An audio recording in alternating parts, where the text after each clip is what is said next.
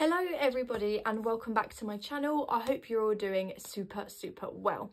Today I am so excited to be reviewing Dune Part 2. I haven't done like a singular review in ages and I'm kind of trying to bring them back, but this one just had to be done.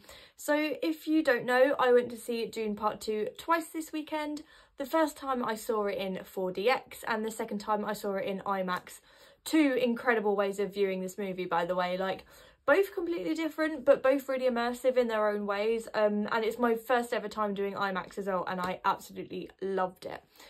If you haven't kind of seen my reviews before, I normally give the positives and the negatives, so we'll kind of go for that. Though I will say, with my initial thoughts, there will not really be any negatives here. I absolutely loved Dune Part 2. It's my favourite film of the year so far, and I would be highly surprised if anything tops it all year. I know it's only March and I know we've got a lot to come, but this was my most anticipated movie of the year, and let me tell you, it did not disappoint. I don't want to use the word masterpiece through fear of getting judged, but like, to me, Dune Part 2 was an absolutely perfect 5 out of 5 no notes film, so let's get into it. I feel like naturally, just because of how stacked this cast is and how excited we were to see all of these cast members together, the first thing we should talk about is the performances. We have to talk about Timothée Chalamet first as the leading man. He proved in this film that he has serious chops. I think if anyone doubted him before now, I think this performance would be enough to turn them. With the character of Paul Atreides, he really gets to show a vast amount of range. He goes from, like, you know, this kind of fearful character who doesn't really want the power and he's all a bit confused, to this really mighty kind of leader type character by the end, and Timothée Chalamet just absolutely smashes it. He's a fantastic lead. I could not think of anyone else who I would rather be in the character of Paul Atreides. I just absolutely loved him. Zendaya also gets a little bit more to do in this world here, and she is absolutely fantastic. The favourite elements for me of her performance were the ones that were a bit more nuanced. She does a lot of like acting with her face and her emotions, particularly during the last act of the movie, and I thought she was absolutely fantastic. I've got two standouts beside the leads. The first one is Rebecca Ferguson as Lady Jessica. I absolutely love this character, the way she's written and the way she looks. I just think she's absolutely stunning, and Rebecca Ferguson just absolutely smashes it. Another standout for me was Javier Bardem. What I liked about him is that he's kind of like the fun character. He's a vessel for a lot of the humour, but in doing that, he's also a vessel for a lot of the commentary as well.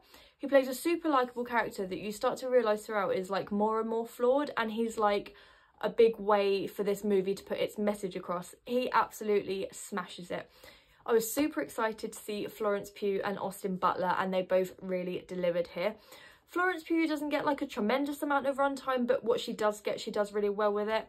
And Austin Butler's performance as one of the villains in this movie is just absolutely freaking amazing. Like, you can't even recognise him. He just completely becomes Feyd-Rautha, and he's absolutely fantastic. Anytime his character is on screen is like one of the most memorable elements of the movie. I absolutely loved him. We had a cameo in here from Anya Taylor-Joy. We have Josh Brolin, we've got Stellan Skarsgård. This cast is just absolutely stacked, and every single cast member completely brings their A game. I'm obsessed with this cast, and I can't imagine it any other way. They are all fantastic.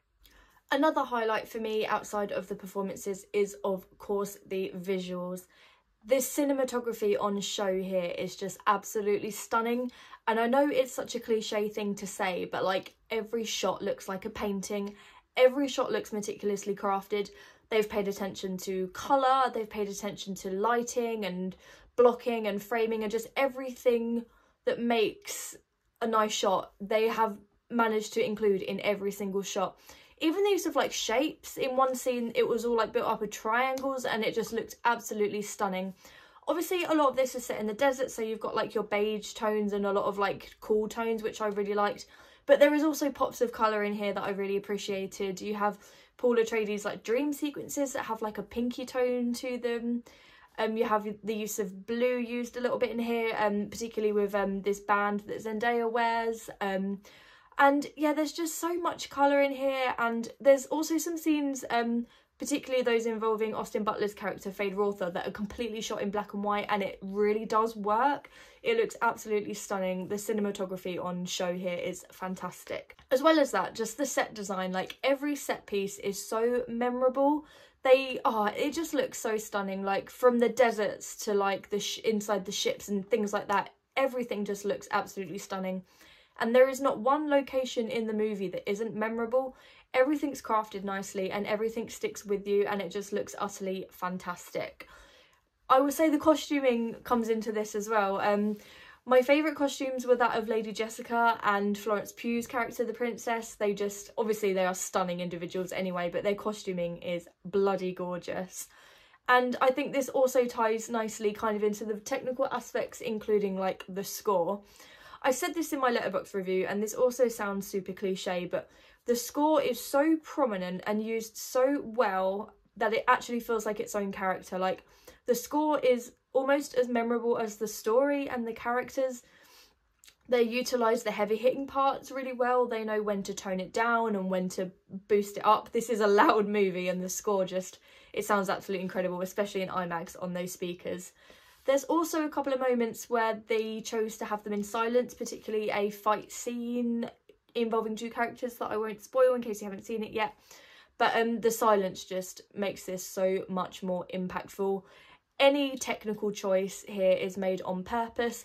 I know a lot of people are going to be put off by the runtime here, but I think the editing is really, really good. I saw it twice in one weekend and I didn't feel the pacing at all. It's, you know, it has moments of action kind of popped in throughout, which helps it kind of flow quite nicely. And any scenes that are dialogue driven are just as intriguing and engaging as the action sequences. So let's talk about those action sequences. Holy shit, I absolutely loved them. Every single action sequence is superbly crafted, really well choreographed when it's like combat scenes, and it absolutely takes your breath away. The scenes involving the sandworm, which I know a lot of people are excited about, do look as good as you'd expect them to, and they are so tense. And I know I saw it on the big screen, but I would highly recommend if you didn't get that already. Anything involving the sandworms is fantastic. Any like duel/combat scenes are really well shot and really well choreographed. And yeah, there's just so much going for it in terms of action, whether it's like a huge set piece where our characters are at war to just like two characters fighting between themselves. Every action sequence is so engaging and really, really well used. The last thing to mention before I head out is the story. A lot of people will criticise the first movie, saying that there's either not enough story or the story isn't quite deep enough, it doesn't really do enough. And again, I think part 2 will change your mind if you didn't like the first one, and if you did like the first one, you will undeniably agree with me that it does everything the first one does, but 10 times better. The story here, I kind of put it in 3 perspectives. So it does a lot of different things, and I think it will appeal to a lot of different people. The first thing it does really, really well is its character study. This film is a fantastic character study of our lead, Paul Atreides. It shows his kind of like rise to power and the internal conflict of the character. It dives fully into his psyche, his dreams, everything like that. It's a super thorough character development, character-driven story, and it works really, really well in that respect. It also has a lot to say in terms of its commentary, which is like the second aspect I kind of view this film as having.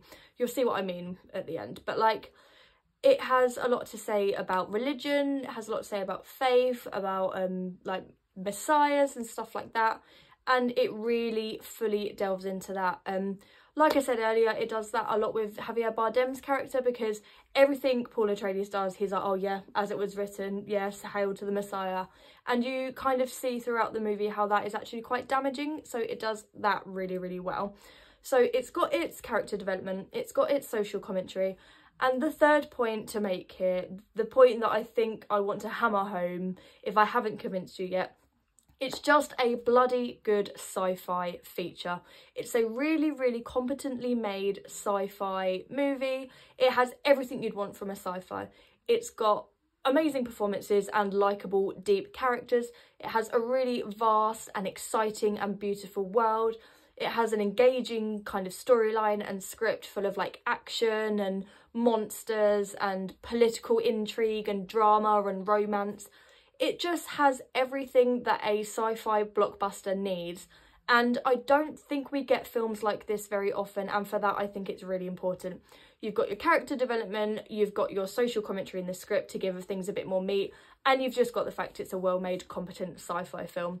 It manages to balance all three of those points out equally to make something that is so accessible to such a wide range of people. For people that just love going to the movies, they'll love it just because of how amazing it looks and sounds on the big screen. For people that like sci-fi movies, I think it ticks all of the boxes as I've just described.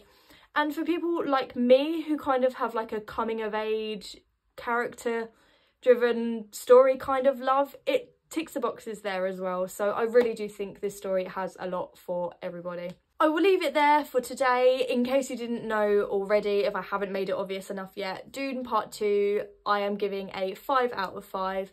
There is nothing here I would really change. There's not really any negatives. I've been trying to think of any way I can kind of like criticise slightly, and honestly there isn't anything I want to say here.